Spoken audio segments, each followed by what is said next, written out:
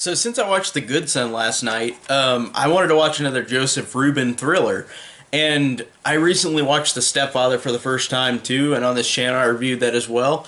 But Joseph Ruben is one of those directors where these are the only three movies I've seen him do, but in terms of like suspense and really great performances, Joseph Ruben is a great director with with suspense thrillers.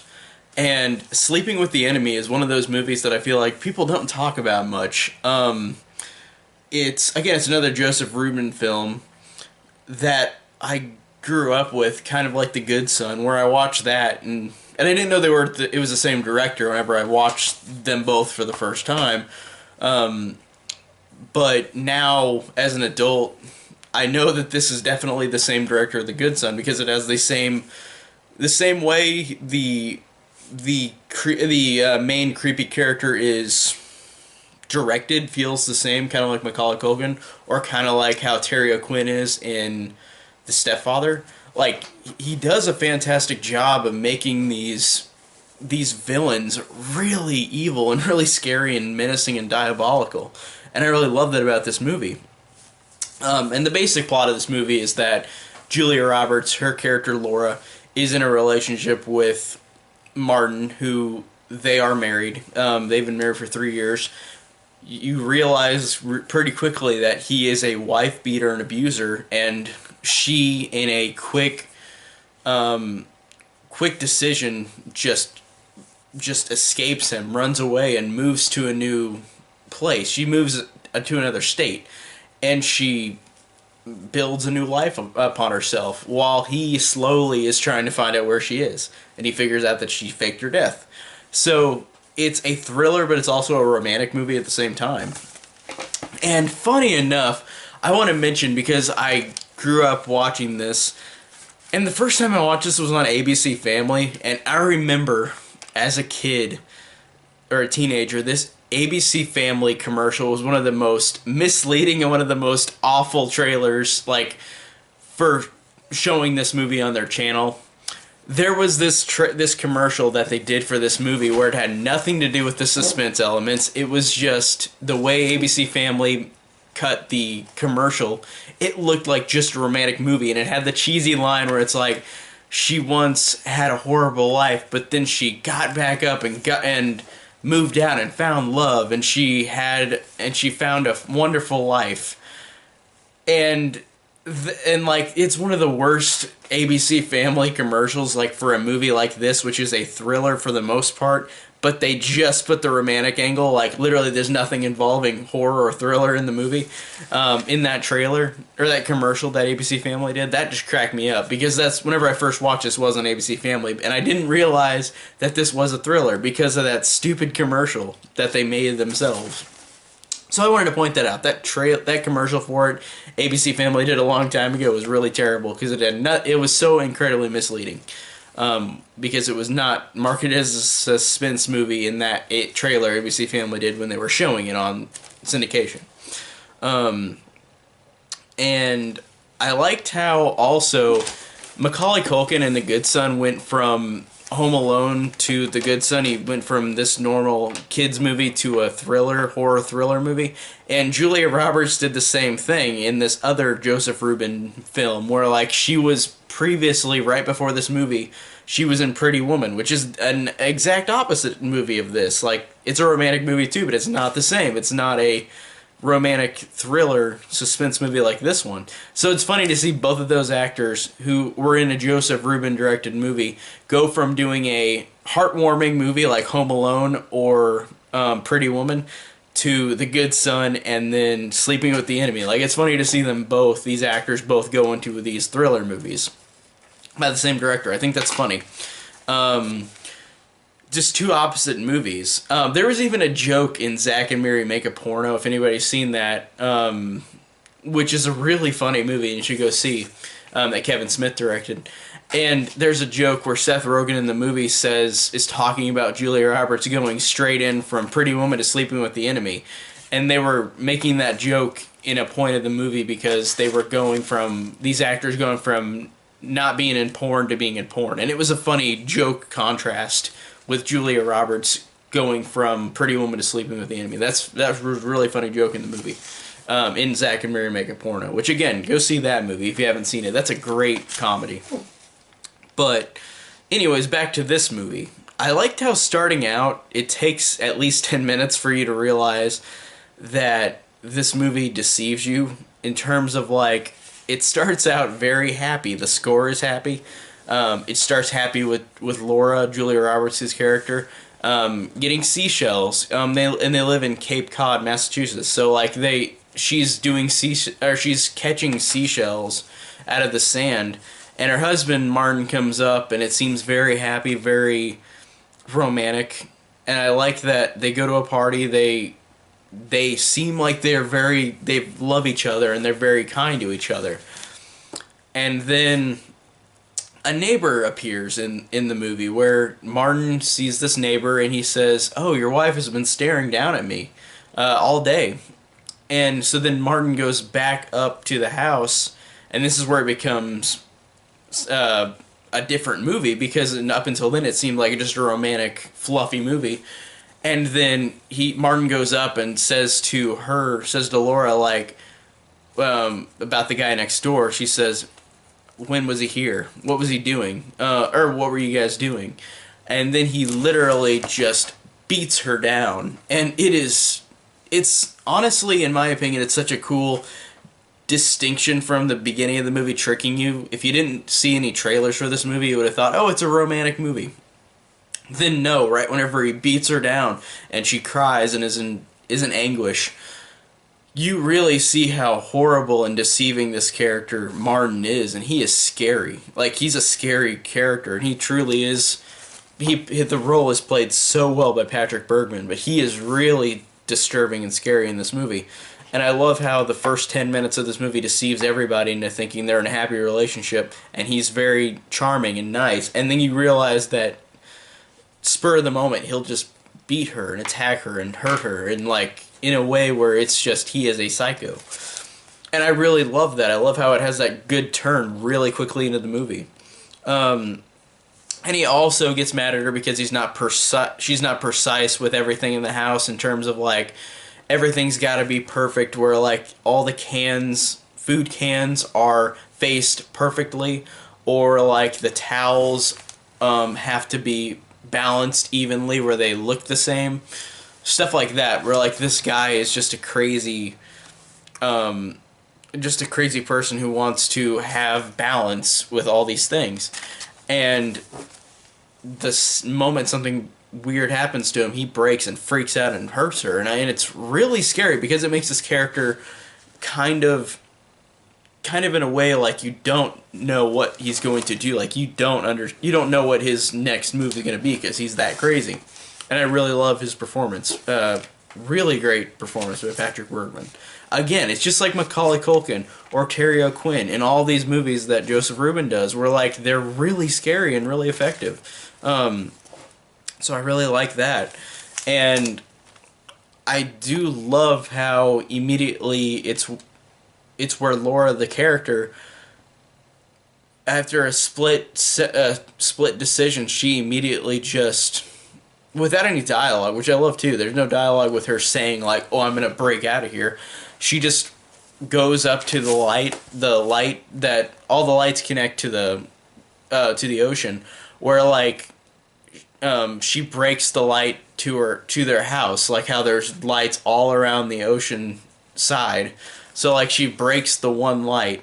So she goes out with Martin and the guy next door, sailing, and she says that, and she doesn't want to do it because she almost drowned as a kid. She can't swim.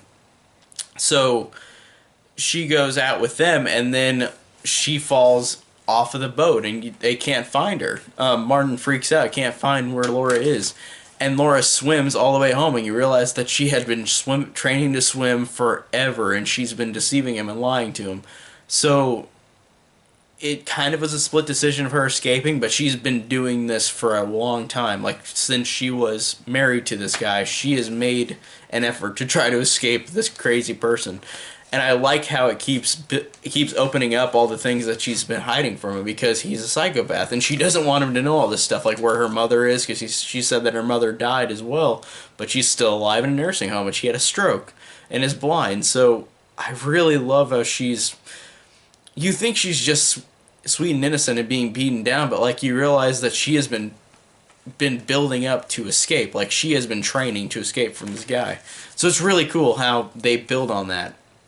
And I love how she does have that split decision to just leave, or that quick decision of leaving him after she drowns, after they think she drowns. And like, I love how that makes it to where her character is vulnerable in a way, because she gets down all this money, all these clothes that she has, literally runs away, but she takes her wedding ring off and throws it in the toilet and flushes it. But that's where Martin finds the wedding ring later. So I like how it makes her a human character, where she does make that mistake of, she didn't watch the wedding ring get flushed down the toilet. It just was in there whenever Martin looked down later. So Martin is on her trail now. And I like how it really works in just how this character is human. Like she made a mistake, and I like that. I like that she made the mistake, and that makes Martin trail her throughout the movie. So I like that a lot. It really makes her more believable in the mistakes she makes whenever she leaves, because she's leaving quickly because he's going to come back. She's got to run quickly before he comes back to think that she'll keep the story in place that she drowned. But then she moves to Cedar Falls, Iowa, where like she just makes a new life of herself, where she goes and lives there, takes a lot of money, and she finds this guy named Ben who she falls in love with, while Martin is slowly on her trail. And I really liked how whenever it wasn't a thriller either, like the romantic things were fine, they were fun. Like the two actors, Julia Roberts and the guy who played Ben, are really good, and they've got good chemistry. Like they're enjoyable in their moments together. But as it's going along, Martin is pursuing her, and his determination is scary. Like, for example, whenever he goes and finds, like, whenever he's at his office and this woman calls and says, like, you're sorry to hear the loss about your wife, like, we'll miss her at the swimming place. And he's like, my wife doesn't swim, like, she almost drowned as a kid. And then the person on the line says, well, she's been doing this for a couple of years, 3 days a week. And I love that reaction to where he loses it because he's been lied to. So I love that, and I love how he just keeps trying to find her. And then also, everything he does, he tries to get to her, is creepy. Like whenever he finds her mother, and she was there the same moment too, but she got away without realizing they were even in the same room or in the same building. But he almost suffocates and kills the mother because she's blind, and he almost suffocated her with her pillow. But then, thankfully, a nurse came right in, so he wasn't able to, which I loved. But I love that moment of it could happen, but then it doesn't. And I really thought it was scary in that moment where he almost suffocates the mother, who's blind, and she can't do anything. And that's scary enough, but I liked how she lived. And I just think his determination is scary, and his performance is scary. Like, it really is a scary performance, and really interestingly well written. I really liked how his character was, how he kept trailing her in a way where it was such a creepy self-determination. And again, the romantic stuff is fine, and it was enjoyable, but like getting to the ending, which I'll spoil here. This is gonna be a spoiler-filled review, I guess, from now on. But the ending I really like because it's like he finally finds where she lives, and she and that Ben guy are gonna eat together at like her house, and then like she's getting ready, like she said, I'll be out there in 20 minutes, and like Martin has found where she lives, and she's going through the house, and she thinks something's going on, and then the music plays that he always listened to, and then she starts seeing things like the towels are even, or like she'll open up the cabinet and all of the food cans are faced label straight, just like he wanted it, like that perfection way he wanted it. And it's scary, and whenever she realizes this, it's really, really scary. And I like how Ben is gonna knock it, or gonna come in, and she's like, and he's got her at gunpoint, and she says, I can't, like, she tells him to go away, and then he obviously sees him through the door, comes in, and he gets knocked out. But I love that moment between where Laura gets the gun, she stands up to him, gun in hand, and then she rings the phone, or I mean, she gets on the phone, rings 911. And I love this line. It's such a badass line from her. But whenever he's sitting there with his hands up because she's got a gun to him, and he's like saying, "Don't do this, don't do this," and she says, "This is Sarah Waters," her fake name, at blah blah blah, this address, and then she says, I just killed an intruder." And then, it's so badass the way she says that. I just killed an intruder, and he's still alive. So I love that determination that she is going to murder him, and she does. She shoots him like 3 times, but then there's this great jump scare whenever she shoots him 3 times. He, dead there, grabs her by the hair and starts pulling her down, and she screams, and he has the gun, he points it at her, and then blank, nothing in it. So he just rests down and finally dies after that, wanting to get her, but then he out of bullets, so then he just falls down and dies. And it just ends on that note where, like, she is crying and freaking out, and like, yeah, I like that symbolic thing of like him in the wedding ring just sitting right next to his hand on the ground where he's dead. I thought that was a cool shot to end the movie on. And the movie has some cool shots too. It kind of reminds me of like The Good Son too, where they had a lot of cool cinematic shots through this. And using Cape Cod, like, it's a cool location too, and using Cedar Falls is a cool location as well. 2 distinct different looking places too, and I like that as well. And overall, like, I really do enjoy this movie, and I think Julia Roberts is actually really underrated in this. She really is strong in this movie, and it's not one that people remember, because typically people who watch Julia Roberts movies, I feel like, are there for her, like, romantic comedies or dramas. Like, they're not in it for this type of movie, because she didn't do a lot of horror thriller movies. Like, she did Flatliners too, but she's more known for romantic movies, and this does have romantic elements to it, but it's not the full story to it. So, but I really think she's underrated. I think she should be given more credit for this movie, because I really enjoyed her a lot. I thought she was very, very good. Everybody was very good in this movie. Even the Ben character, who's not in it that much, but he's good. I liked him a lot too. But honestly, Patrick Bergman steals the show as Martin. He's really, really disturbing. But Julia Roberts is great as well, and I really liked her character and her struggle and her performance. So I really like this thriller a lot. And I also want to mention the score too. The score is really great, and it's composed by Jerry Goldsmith, but this score, even though I love it, is basically Psycho 2 again, which sounds like a very odd comparison, but this score, to me, listening to this score, it sounds just like Psycho 2, and that's such a weird comparison, again, like I just said, because it, like, I don't know if it's like he didn't think of anything better, but I loved the score still, even though it was basically Psycho 2 again. And if you listen to both of these scores, I bet people can see a comparison that I'm talking about, because I felt like it was very close in terms of like how the score sounded to both of those movies. And Jerry Goldsmith did the score for Psycho 2 as well. So it was weird having a score very similar to another movie that the same guy composed, but I still love the score though as well. So overall, this one didn't break, or doesn't break, like, a lot of ground in the thriller suspense genre.